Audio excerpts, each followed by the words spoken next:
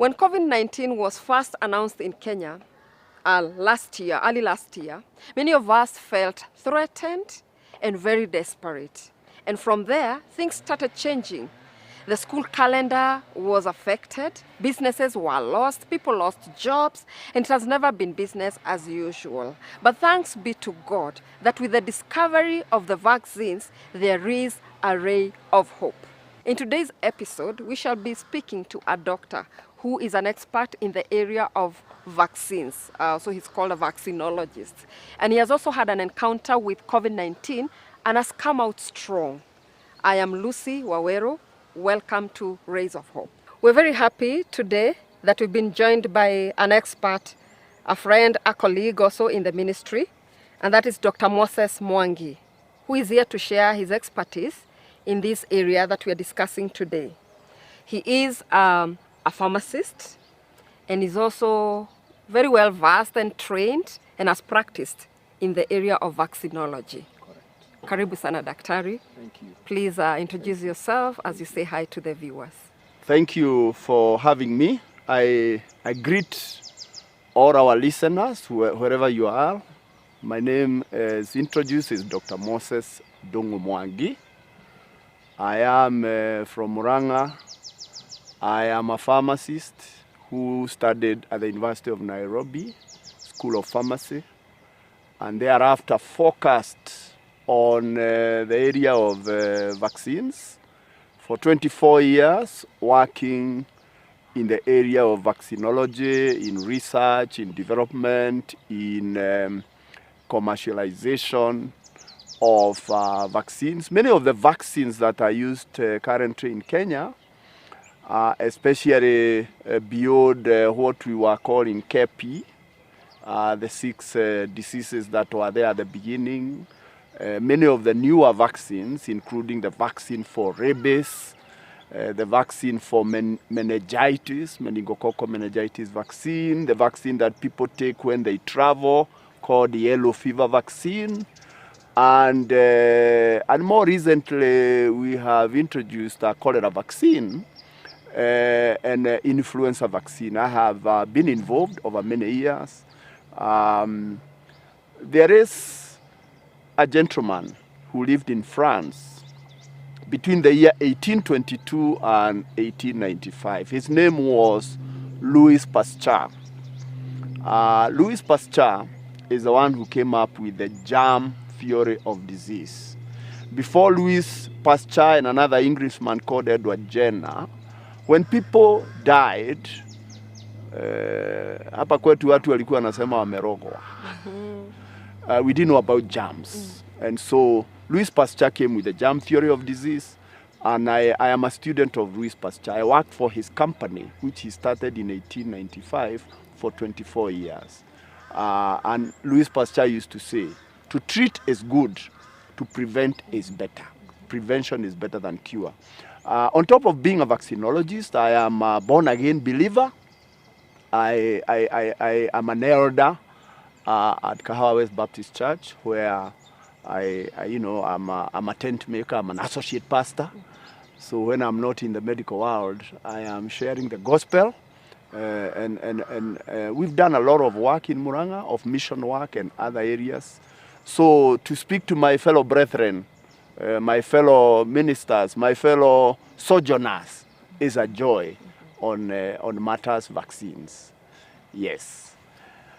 Now, COVID-19 pandemic. COVID-19 pandemic was declared a pandemic around March 2020. And this is after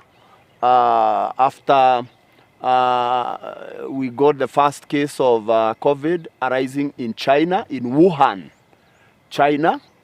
And the World Health Organization was notified towards the end of December, and immediately started looking at this extraordinary disease, what is causing it, and finally they were able to identify it's a virus, and this virus was identified to be a coronavirus, And therefore it was called COVID.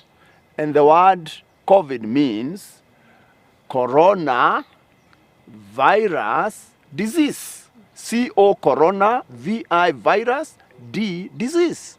19-19 means it came about in the year 2019. So in years to come, we shall be talking about COVID-19. So this pandemic has been with us now for a year.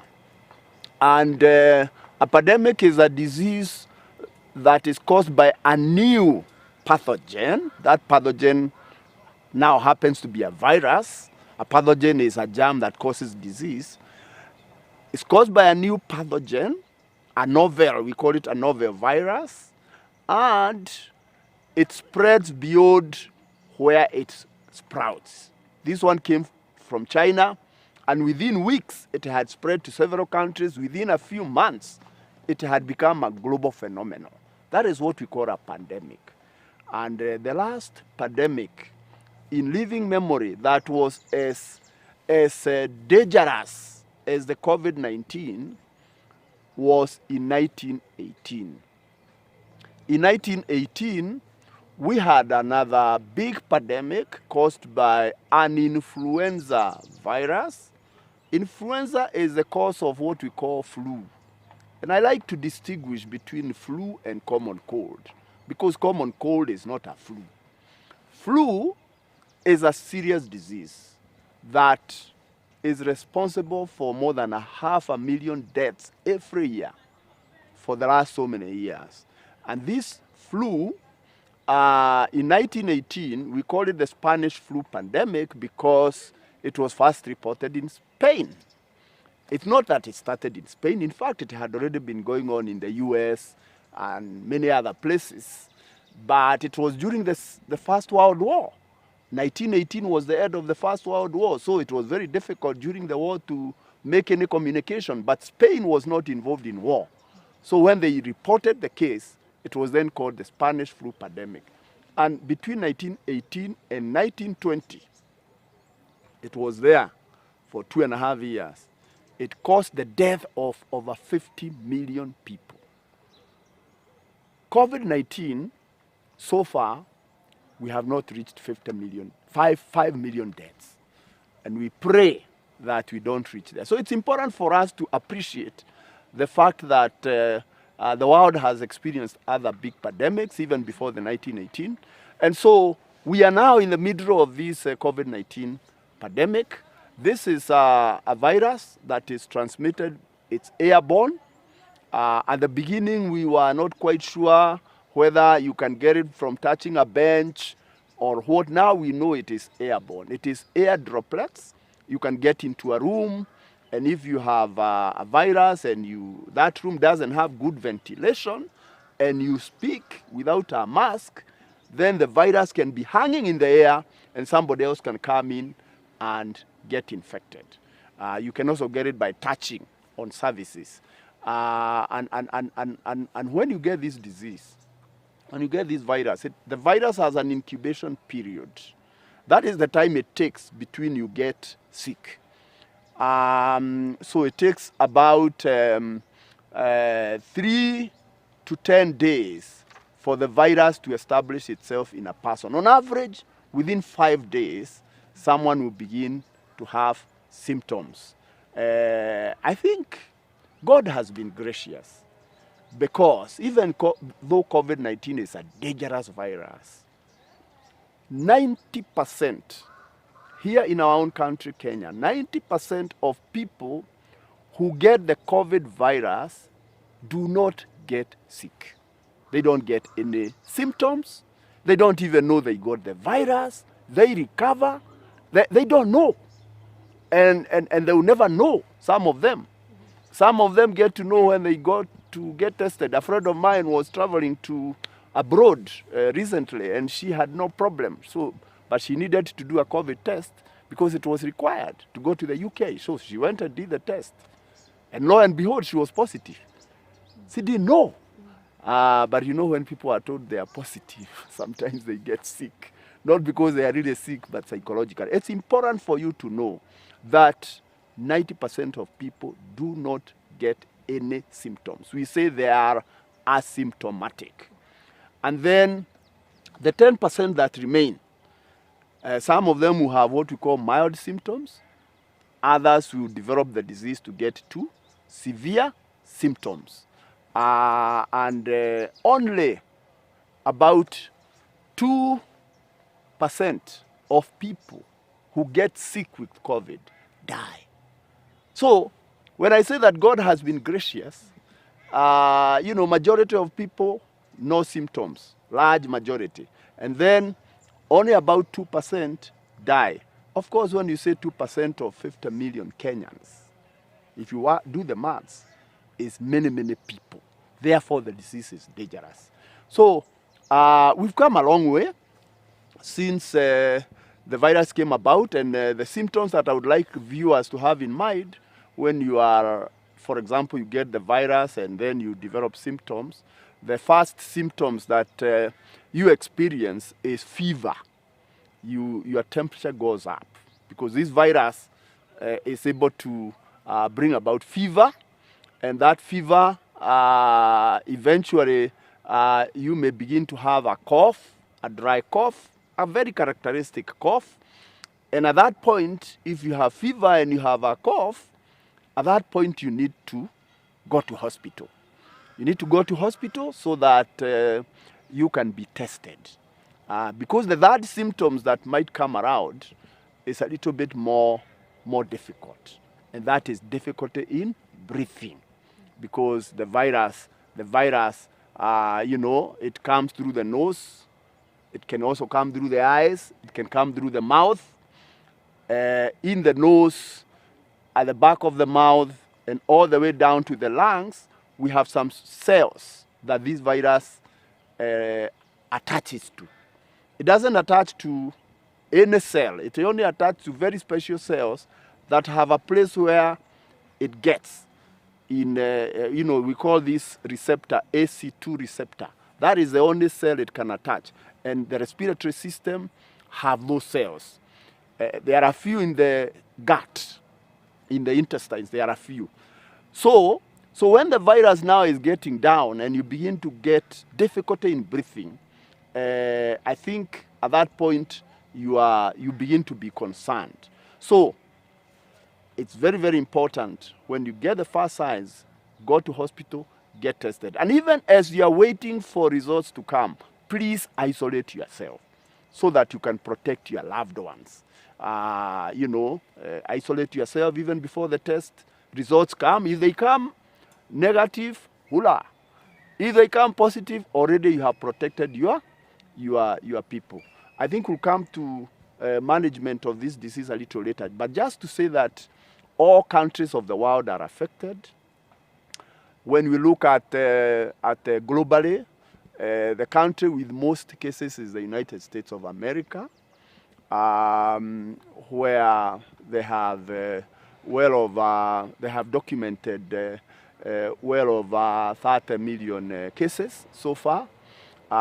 India is now the second country with over 13 million cases, 13.5 million cases.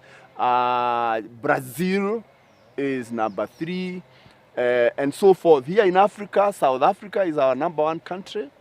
It actually has recorded more than 50% of the cases in Africa. And Kenya is around number 8 among the countries in Africa. But I like to also bring to your attention that this ranking of countries, in my view, is a measure of the strength of the healthcare system of a country. Some countries have not reported cases, not because they are not there, but they are not testing, like our neighbors in Tanzania. It is not possible that a virus would come from South Africa, jump Tanzania, come to Kenya. Also, in our own country, the number of cases that we have, majority of them are in Nairobi, and then surrounding counties like Kiambu, Machakos, Mombasa. Some counties have very little cases, not because the cases are not there. It's also a measure of the strength of the healthcare system. If you test, you will fight the virus. So this virus is present in all countries. Here in Kenya, it is present in all counties, but we have more laboratories in Nairobi and surrounding counties, so we are testing more. So wherever you are, you must know that the virus has traversed the globe and it is causing major disruption. And one of the problem of a pandemic is that COVID-19 pandemic is extraordinary. It's a new virus, so we are concerned about it. But the other diseases are still there. HIV and AIDS is still around. Cancer is still around. TB is still around. And therefore, when patients of COVID occupy our ICUs, they occupy our healthcare professionals, they use all the oxygen that we have, the other diseases, people suffer. And we must tell people, even though we have COVID, if you have a clinic for your diabetes, you need to go. Wow, thank you very much, Daktari. And we need to take a short break. And when we come back, we will continue with that conversation and bring the message back home. Because you have given us a very good perspective that is global and that actually enlightens us on what is going on globally. We want to bring that back home. So we take a short break. We will be right back.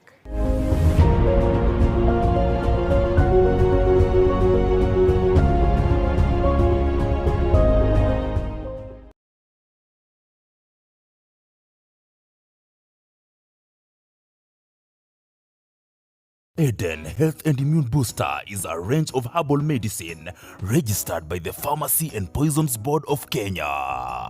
Ninamshukuru Bwana kwa sababu ya hii dawa inaitwa Eden. Eden ni dawa na imesaidia mtoto wangu kwa autism. Do not fear using Eden Junior, saying that hii ni dawa kienyeji, mtoto wangu hawezi kunywa hii dawa. It has changed me completely concerning asthma. The Bible says a thief comes to steal, to kill, and to destroy. John 10:10. But Jesus came that we may have life in abundance. If this is one of the routes to that abundant life, so be it. And by the grace of God, Eden has helped me come this far.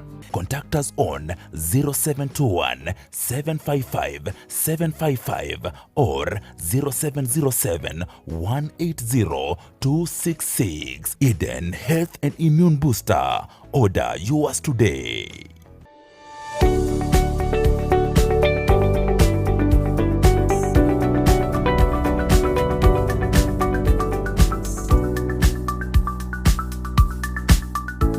Every year, the Youth Department is privileged to observe the National Youth Week, in which the ministry activities, talents and gifts of the young people are brought to the fore.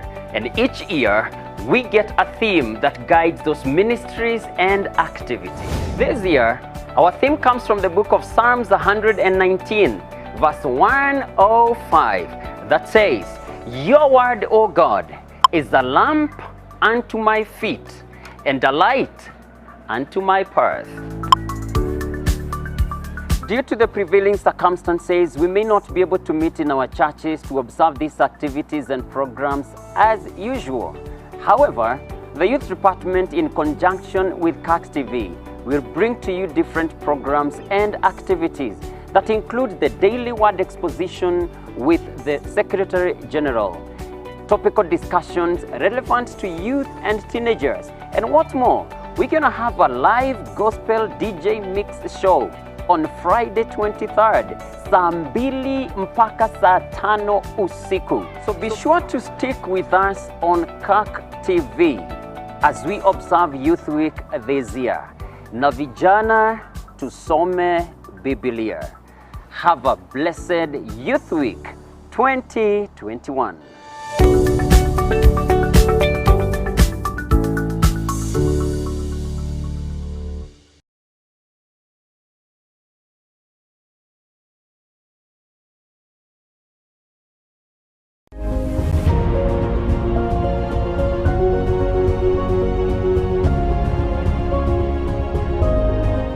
Welcome back, our viewer. Before we went on break, we were given the global perspective of the pandemic. And now we want Daktari to take us through the local perspective, giving us the insights on what's going on and the progress so far. Daktari. Now I want to quickly look at how do we handle COVID-19. First of all, from a medical science, there are three things that were very important when this pandemic came about. Number one is how do we diagnose? How do we know somebody has COVID? We call it diagnostic. And within a week or two, actually less than a week, the Melbourne laboratory in Australia was able to get the genome for this virus and very quickly develop a diagnostic that was shared around the world.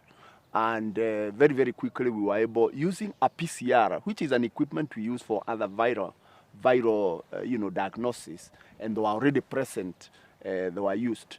And the reason why we were able to discover a diagnostic so quickly, I think it's good to remember in 2003, we had another corona virus that came around. We call it SARS, and it killed over 700 people, but the world was able to control it very quickly. It didn't become a pandemic, but we saw it's a corona. We were able to study it.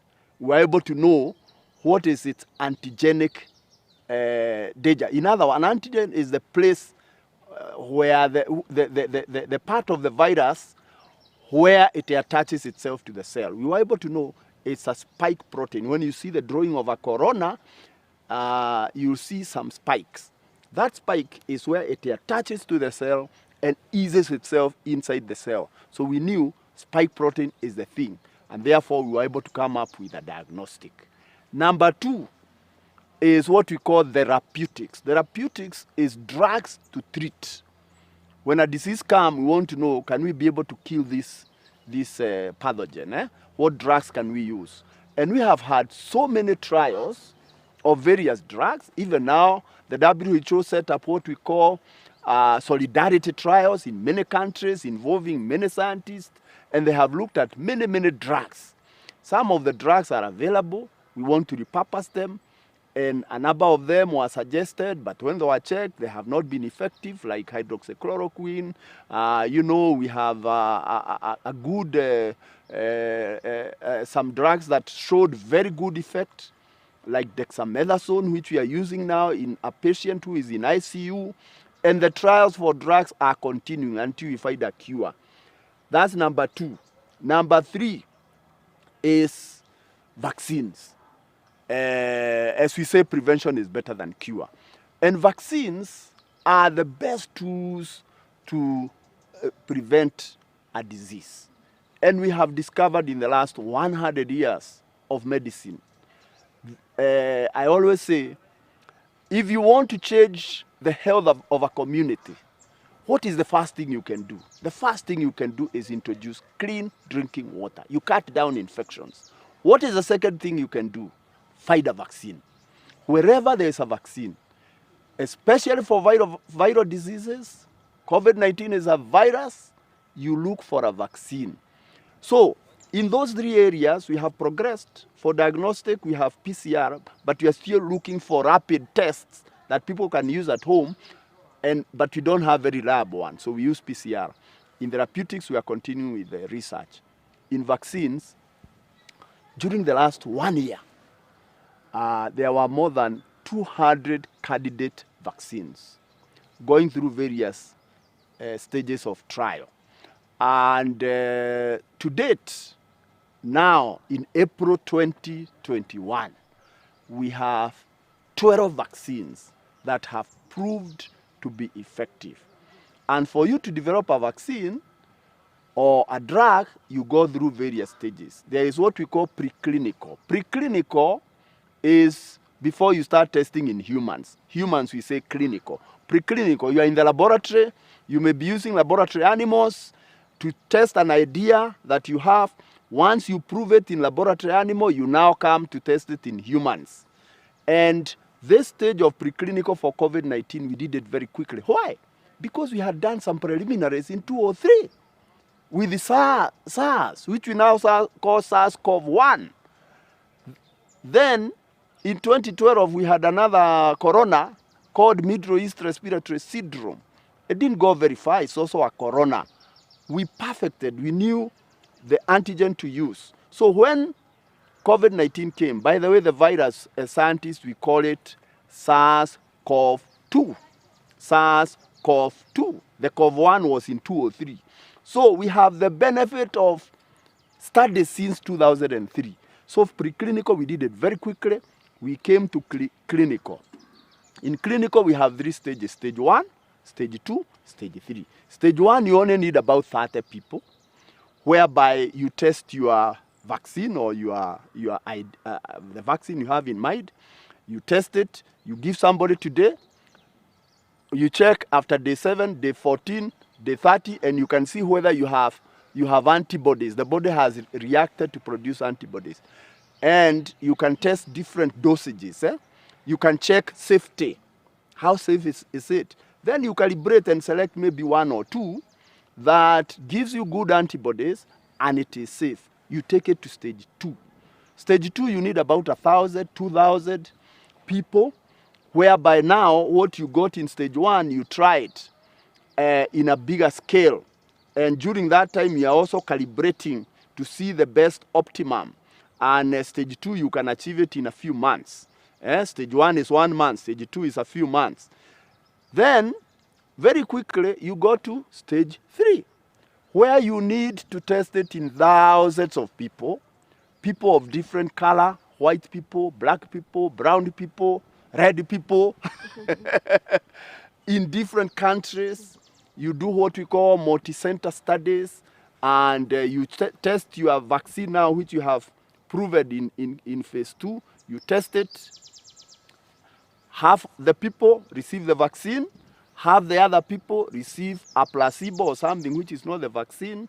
You give it to them. I don't have time enough to go through the full stage, but even the selection of the people is random. The person giving doesn't know what they are giving except the researcher. The person receiving don't know whether they received the real vaccine or the other thing. We call them randomized open double-blind studies. And all these vaccines have gone through that. And what have we found? After 4, 5, 6 months, you then come back. How many people got sick in the study group? And how many got sick who did not receive the vaccine? And very quickly, you are able to calculate efficacy. So all these 12 vaccines, which have been registered in many countries where they are produced, they all have proven that they are able to do the thing we want them to do. What do you want a vaccine to do? For COVID-19, we want a vaccine to prevent you from becoming ill, getting severe disease, requiring you to go to hospital.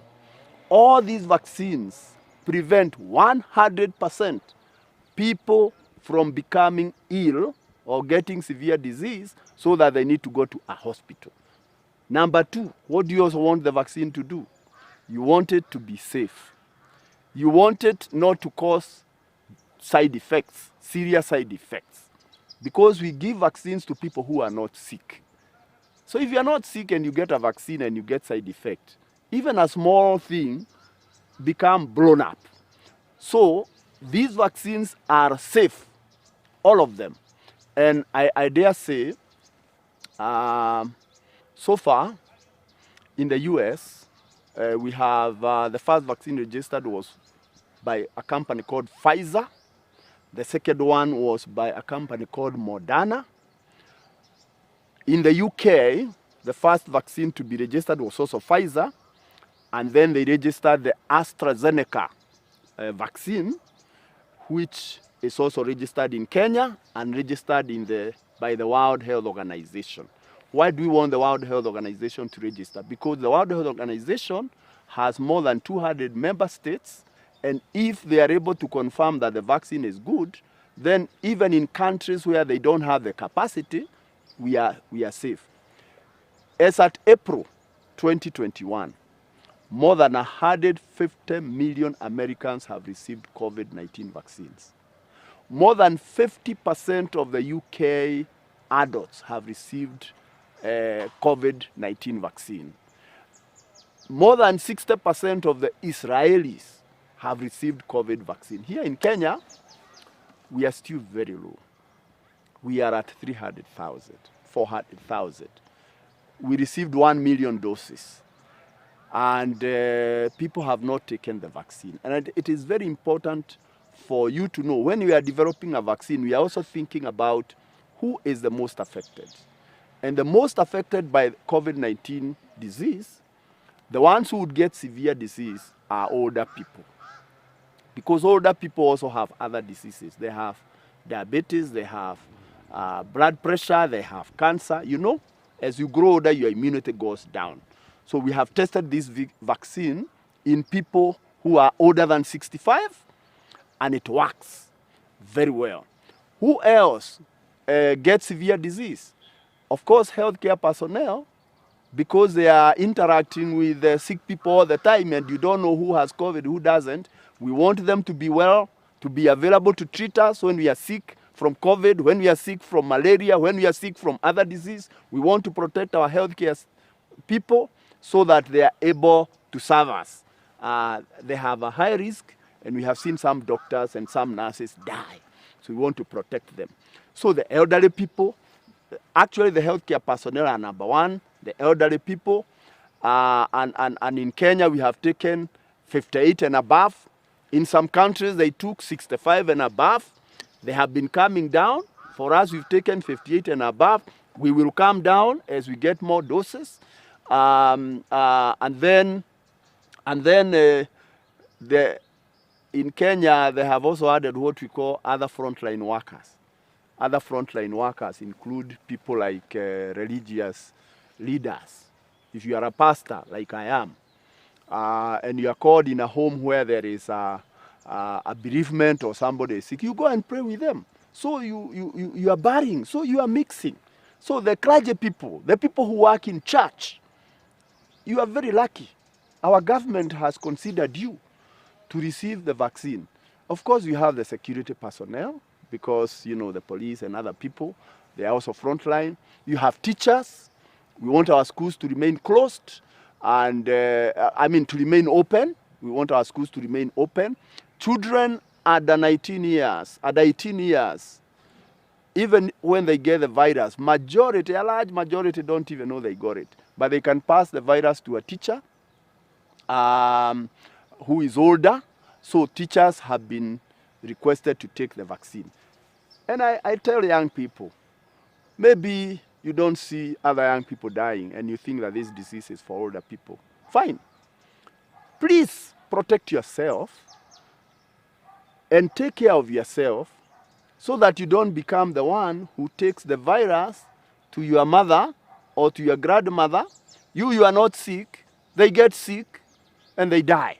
You don't want to be responsible. So young people, I know the virus is very kind to you, and the younger you are, the better. God has somehow saved our young children. And why is this? You know, when you're born, part of the immune system, we have something we call natural killer cells. And the younger you are, the more natural killer cells you have. As you grow older, your immune system doesn't have as much natural killer cells. And so the virus, the COVID-19 virus, has spared young people. Isn't God great? Because we are more worried about our children. Don't worry about your children being vaccinated. They don't need the vaccine. And the Kenyan population is pyramid. Most people are under 35. So if we can vaccinate these older people, even if these younger people who don't get very serious disease interact with the older people, we save their lives. So, and when you have few vaccines which are available, then you want to give them to the most vulnerable. So, elderly people, if you are over 58 years, frontline worker, you are mchungaji and you haven't received the vaccine, go for it. This vaccine works and it is safe. And in our country and globally, the tools that we have to fight COVID-19, we have the public health measures that we take, including wearing of masks, which we must continue to wear, washing of hands, physical and social distancing, these are tools that we must use. We must follow what the government is saying as a society. The vaccines are the most important final bullet to deal with the pandemic. But a vaccine alone is not enough. We have to continue having the measures, public measures, until we vaccinate many, many people. There is something we call herd immunity, H-E-R-D. To achieve herd immunity, we need to go beyond 70% of people who have been vaccinated or they have suffered from COVID-19 and recovered. You can get herd immunity in two ways. You vaccinate many people, or people get infected and they recover. But the danger of COVID-19, if we follow the route of coming to herd immunity by people getting infected, many of them will die. So the vaccine is the better option because it saves lives. The vaccine is the most important public health tool that we have. And the sooner people get vaccinated, the better. You will see that there is what we call inequity, or rather there is no equity in access to vaccines for several reasons. Most of the vaccines are manufactured in Europe. The UK people are very smart, even smarter than the rest of the European people, because them they are above 50%, and many of the European countries are doing catch-up.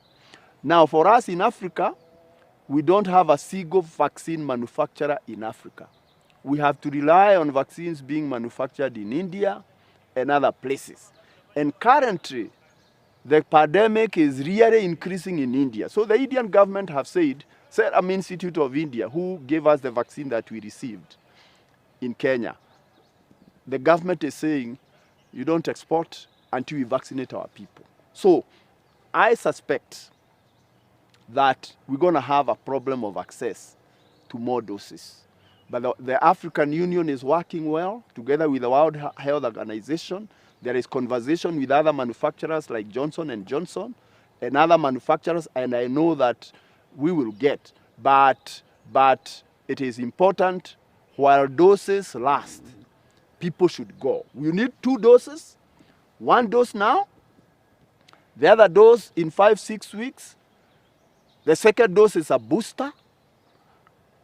We can stretch the second dose all the way to 12 weeks. Just in case the vaccine doesn't arrive and you don't have your second dose when you've been asked to have it, don't worry. The second dose is a booster. Even if you delayed for 8 weeks, up to 12 weeks, which is 3 months, we are still fine. Obviously, in terms of compliance, we want people to take the first dose and we want them to take the second dose. But I think we need to be socialized in Kenya and in Africa to the fact that getting access to the vaccines is a challenge that every country is facing. And I would personally say, once you get the first dose, within 10 to 14 days, your immunity begins to go up. By day 21, your immunity is very good, and you are protected. And you can be protected for a long time until you get your second dose, when your immunity then goes up again and you are protected for a long term. So I think, of course, the government is the one to make decision on how to use the vaccines, but some countries have opted, the few doses they have, they cover as many people as possible with at least 1 dose. So I think this conversation will keep coming around, but I want to say, ladies and gentlemen, if you haven't taken your jab and you are eligible, please go for it. There is something going on in Kenya which I don't understand, and the healthcare workers, and I am one, quite many of them, especially nurses and clinical officers, haven't gone for the vaccine. Go, you are in danger, and go for the vaccine while it lasts. There are other people who haven't gone.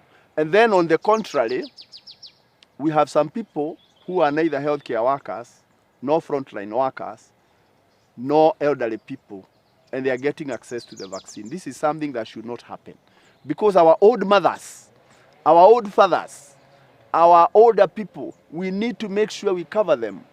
And maybe you are a leader of a church. I think one of the things you need to do in your own church, if you have opportunity, is to really talk to these older people. We don't want just to go and bury them.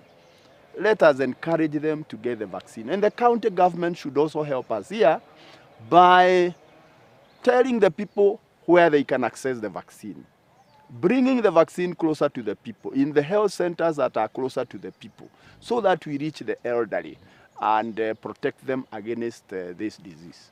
That's quite insightful. We now want to take a short break, and when we come back, we want Daktari to give us his experience, because he has some experience with the virus and he came out strong. We want to hear that. Please don't go away.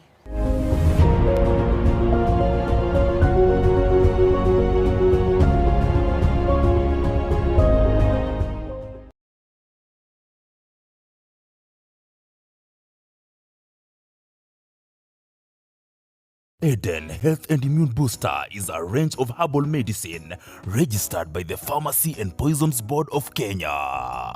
Ninamshukuru Bwana kwa sababu ya hii dawa inaitwa Eden. Eden ni dawa na imesaidia mtoto wangu kwa autism. Do not fear using Eden Junior, saying that hii ni dawa ya kienyeji, mtoto wangu hawezi kunywa hii dawa. It has changed me completely concerning asthma. The Bible says a thief comes to steal, to kill, and to destroy. John 10:10. But Jesus came that we may have life in abundance. If this is one of the routes to that abundant life, so be it.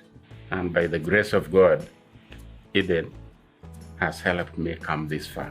Contact us on 0721 755 755 or 0707 180 266. Eden Health and Immune Booster. Order yours today.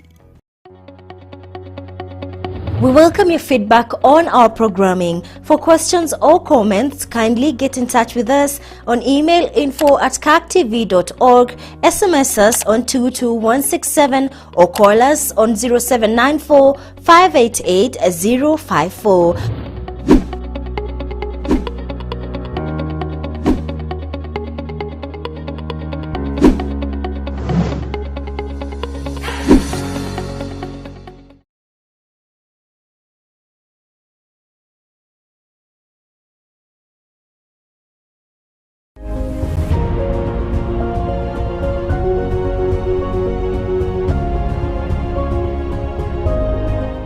Welcome back.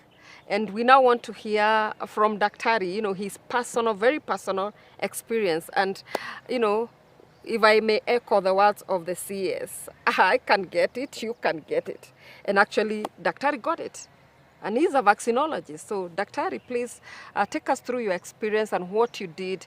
And, you're strong. So how did you overcome that? Dr. Moses, who is a vaccinologist, was waiting for the vaccines to arrive in Kenya. And for me, I was going to be given the vaccine among the first people. The vaccine arrived and we saw our CS receive it at the airport. But before the logistics could be worked out to start giving people vaccines, Dr. Moses got COVID. I got COVID. I remember it is the 24th of it was the 24th of February. On the Monday, I gave somebody a lift in my car very early morning, and I didn't realize they were unwell.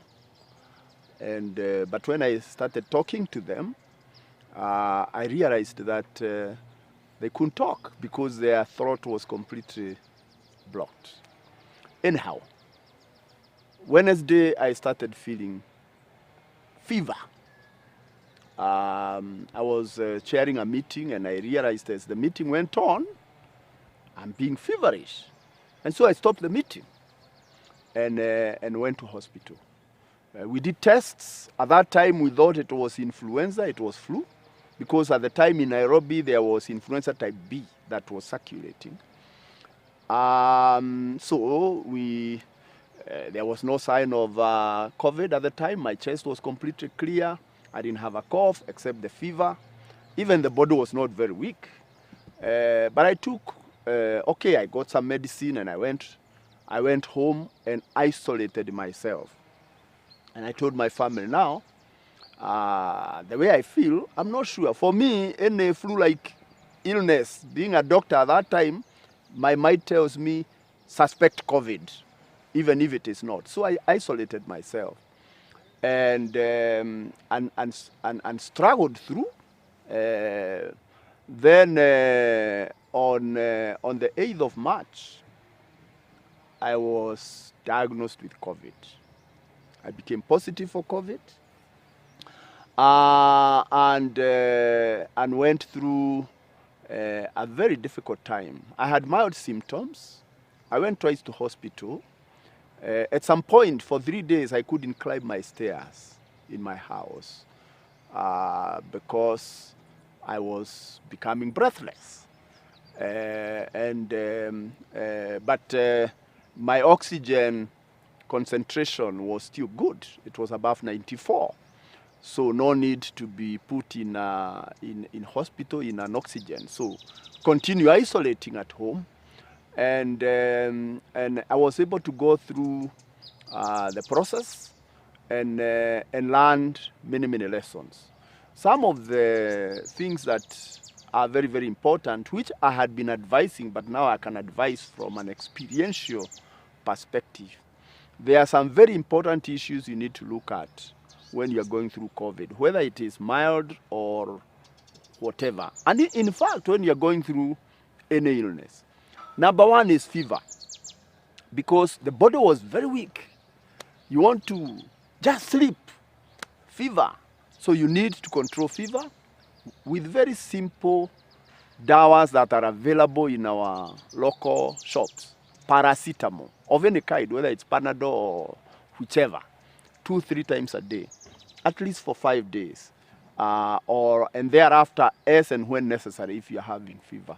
The other one is, because this is a virus and we don't have a drug to treat it, it is your immune system that fights and wins. So how can you strengthen your immunity to be able to fight? And therefore, diet becomes very important. And giving yourself vitamins becomes important, especially vitamin C. I was on 2 oranges 3 times a day. I still am, and I'm a fruit person. It's very, very important. You know, when I got COVID myself, okay, for a number of years I've been conscious of the need to stay healthy, and the need to stay healthy. For me, part of it is getting off sugar and lowering my carbohydrate intake as I grow older, and there are many people who are growing older. Lowering your carbohydrate intake protects you against diabetes and blood pressure. And let me say a word to people in Mount Kenya region, where I come from, because we eat far too much carbohydrate, far too much. You see in our home somebody preparing ugali and the kitoweo ni ya waru. You see people preparing rice with waru or with potatoes. Potatoes have become like, you can't make a kitoweo without potatoes. And I think there is far too much carbohydrate. We need to lower that.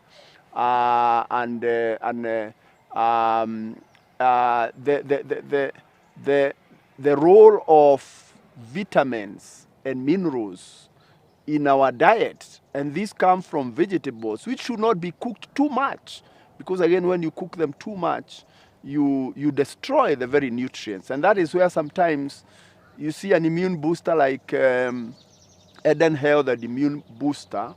The method of preparation has preserved these nutrients, these vitamins and minerals, and it helps you in getting well, whether from COVID or from other comorbidities like diabetes or blood pressure, or even cancer, because your body is involved in a war. When you are sick, your body is involved in a war. It's already in war. And therefore, anything that can help boost its ability to fight, it will be able, you are able to get better outcome. And there's a friend of mine, you know, I'm a pharmacist. We've been working with him for some time now on an immune booster called Eden Health Immune Booster, which has been tested in a number of laboratories. And we've worked together even to register it with the Pharmacy and Poisons Board. This is an immune booster that brings together a number of herbs, a number of well-known medicinal plants, but there's a technology that he uses which I don't even know. He doesn't allow me to get into the factory itself, but I have seen the good manufacturing practices that are there. And I called him and I said, look, can I have some Eden? And I can tell you, because I know it's very safe, I actually swam in Eden. In normal times, you would take just like 30 mils, which are 2 tablespoons in a glass of water. But for me, I would take half a glass of Eden and half a glass of water 3 times a day. And within 2-3 days, I began to feel stronger. And I think during my COVID season, I must have consumed 12 bottles, you know. But it can also work at a lower dose, and this became a very, very useful tool. The purpose, what I was using it for, is to boost my immunity, because for viruses, by the way, antibiotics have no role in treatment of viruses of COVID, and there are a lot of people going to chemists to buy antibiotics. And I want to ask my fellow pharmacists, don't sell antibiotics just like that. Antibiotics have no role. We don't have antivirals. So what do we have to boost our immunity? And you can do that with diet. You can use an immune booster. There may be others, but for me, I used Eden Health Immune Booster together with other interventions. For example, viruses like sugar. Viruses like sugar, actually pathogens like sugar. Get out your sugar out of your diet completely. I don't take my tea with sugar, but it's important not to have sugar. Get down on carbohydrate, because carbohydrate gives you a lot of sugar. In fact, for me, I was on 0 carbohydrate.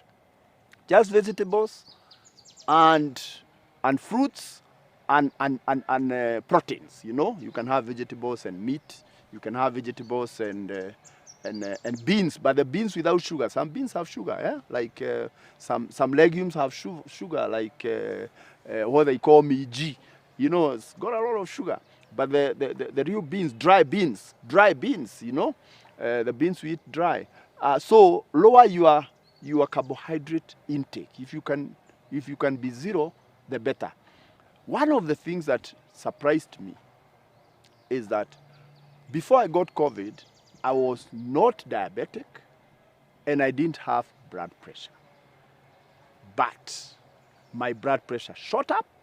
In fact, that was the first shock when I went to hospital, and my blood pressure was 164. And my blood pressure is always 130 over 85. Oh, I told the nurse, are you sure? My blood sugar went up. At one time it was 12. And my sugar has always been anywhere between 5.5 and 6.1 at fasting glucose level. So this virus is actually disrupting other systems, including your blood circulation system, blood pressure. It's disrupting your sugar. And if you are diabetic, no wonder people who are diabetic and they get COVID, they're ending up with very severe disease. So that is a lesson that I learned, and some of these immune boosters, they not only help you deal with your COVID, but they also help modulate your other system. So taking care of your diet is very important. Boosting your immunity. The third thing that I must not forget, COVID makes your body feel weak. You just feel like sleeping. My friend, that's the worst thing you can do. Make sure you take a walk. Take a walk in the morning, do like 5 kilometers or so. At the beginning, I was just walking like a baby steps. I was feeling no, but take a walk in the morning, take a walk in the evening. That way you help circulate your blood and you prevent clots, which one of the effect of COVID is we are having, if you have severe COVID, we end up with what we call a cytokine storm. That's a big word, but it's a scenario where your immunity system goes haywire and you end up with bleeding and clotting and those kind of crises that sometimes end up some people getting, even strokes, so to speak. So walk around. Walk around. Don't do physical, but big exercise. No, just walking in the morning and in the evening. And of course, when you walk, you get a good dose of vitamin D from the sun. And if you have taken enough hot. Some people also, it's important also to hydrate your body. Hydrating means taking a lot of water. It's very difficult to take the water, by the way. You don't want anything. But I found that if you boil your water, put it in a flask, and then have some lemons. You freshly cut the lemons and put them in a glass and just keep drinking that water. It's very good. Not just for COVID, but also for flu and other things. And 2 or 3 times a day, you can add some turmeric, you can add some ginger. But in fact, I'm told, that way you'll be able to have access even to minerals like zinc and so forth. And now with your Eden Health, hey, I came out, as they say in the Bible, tutapitia kwa moto na Mungu atatutoa, and even smoke we shall not smell. So, if you are going through a COVID disease right now, know that you can make it. But it's important to do very important things, especially like boosting your immunity, like eating the right diet, like walking around. You can make it. And when you get COVID, again, I want to say, if you feel the symptoms, go to the hospital as quickly as possible. Don't go to a chemist to buy medicine for ourselves. There are a lot of medicines that are being sold that really have no role. And if you are able to have access to immune boosters, why not?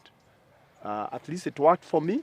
And I've recommended it for a number of people, a number of colleagues and friends who have gone through COVID. Sometimes, you see like they're going down. I tell them, please, if you can, get access to a bottle or 2 and use it this way. And I think we have quite a number of people who have benefited from this. And this being a pharmacist and a person who understands something we call pharmacognosy. Pharmacognosy is about the study of natural plants, and we have a number of them which are medicinal. I would say that it's something good. Let me finish by saying this. The 1918 pandemic, Spanish flu pandemic, came and went, and it left people. That is why we are alive today. We are remnants. COVID-19 pandemic will go. When I look at it in Kenya today, in April, we are headed to the cold July. The cold July is when we have a lot of circulation of viruses for respiratory system. When we look ahead as medical scientists, we are looking at a difficult, dark season ahead. But I'm also looking at it and saying, there's a God in heaven. The same God who was able to protect our children so that even if they get COVID, they don't even know, is at work. And I know with vaccine and more with God, this pandemic will be over. If we can all get vaccinated as quickly as possible, I appeal to the government to find doses, enough doses, so that we can vaccinate more people.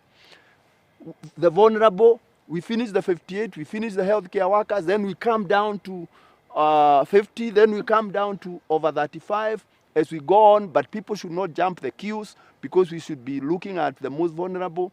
If we can get access to these vaccines, and we continue to trust God, COVID-19 will go. If you have suffered from COVID-19, by the way, like Dr. Moses, and you recovered, that is your first dose of vaccine.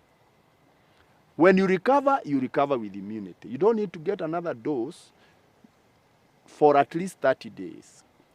Beyond 30 days, in fact, the Kenyan protocol says 6 months, get a dose at that time, which will be your second dose, and you are okay. So, for those of you who have suffered COVID and you have recovered, you have an advantage because you are already vaccinated naturally. You only need one dose thereafter. And so I believe that if we get enough vaccines in 2021 and we continue to vaccinate people properly, I believe by the time we get to 2022, I believe this COVID-19 will be at a low level, and we pray that we don't get a new variant, because there are new variants which are coming. But so far, all the variants which are coming, the vaccines we have are able to deal with them, number one. Number two, people who got COVID last year, we have a study that came out showed that their immunity is also dealing with the new variants that have come. So if we, all society, the government, the churches, the people, if we all fought this COVID-19 virus together, we obey the government. If we say we shouldn't have too many people in funerals, we obey that so that we don't spread the virus too much. Those who need to take the vaccine, take the vaccine. Those who are sick, you go to hospital. If you are asked to self-isolate, you self-isolate and do the right thing. We will deal with this COVID-19 pandemic, and it will become history. But for now, we are in the middle of it. So don't release your gas pedal. We need to keep fighting. Even if you are vaccinated or you have recovered, so you are immune, the virus, by the way, can get you, but you can't be sick. What happens, it can get into your nose and start to establish itself, and it's soon detected by the body immune system, and it kicks it out, so you don't get sick. But during that window, then you could transmit it to somebody else. And that's why we are saying if you are vaccinated or if you have recovered, please wear your mask. Please do the things that we are supposed to do to protect others. Wow, Daktari. Yes. We can never thank you enough for sharing your expertise, sharing your life even, so that we could, benefit and get all these wonderful insights that will help us. Thank you very much for finding time to be with us on the Rays of Hope program. We will be involving you much more. And as you're saying, we can't let our guard down. We can't, because we are in the fight and we must win the fight. Absolutely. And so we are in this together, and we will keep consulting you many more times. Thank you very much, Daktari. May God bless you. May God keep you. May God continue enlarging your boundaries. Thank you. Information is power. And today we have been empowered by Daktari here, who is an expert. And I believe that you are in a better position than you were at the beginning of the show. You now know that if you are vulnerable, if you are 58 and over, you're a frontline worker, someone in the service, a pastor, you are a nurse, you're a medic, you know what you need to do. The vaccines have been made available for us by our government, and we need to take advantage of that to build, our immunity. And generally for all of us, we need to eat well and eat right so that we can be strong. Of course, we will continue engaging because we are in a war and we must win. But one thing we know is that God is on our side and we shall win this war. There is hope because our hope is in God. Thank you very much for watching Rays of Hope. Take care and God bless you.